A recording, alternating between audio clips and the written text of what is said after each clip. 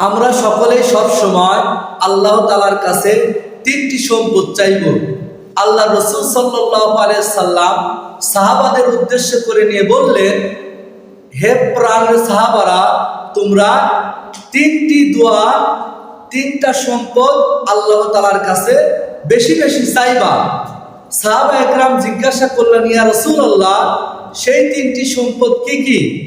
তখন রাসূল সাল্লাল্লাহু আলাইহি সাল্লাম বললেন, এক নাম্বার, তোমরা বেশি বেশি আল্লাহ তাআলার শুকরিয়া আদায় করবে।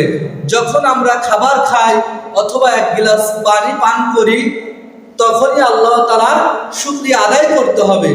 দুই নাম্বার, আল্লাহ তাআলার কাছে বেশি বেশি জিকির করতে হবে।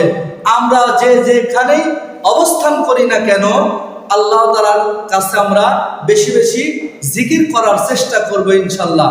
আর তিন নাম্বার হচ্ছে বেশি বেশি আল্লাহ তাআলার কাছে ইস্তেগফার করতে হবে।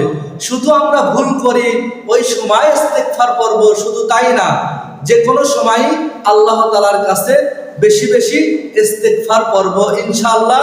আল্লাহ তাআলা এই তিনটি সম্পদ আল্লাহ তাআলার কাছে বেশি বেশি আমাদের সকলকে করার তৌফিক দান করুন। আল্লাহুম্মা আমিন।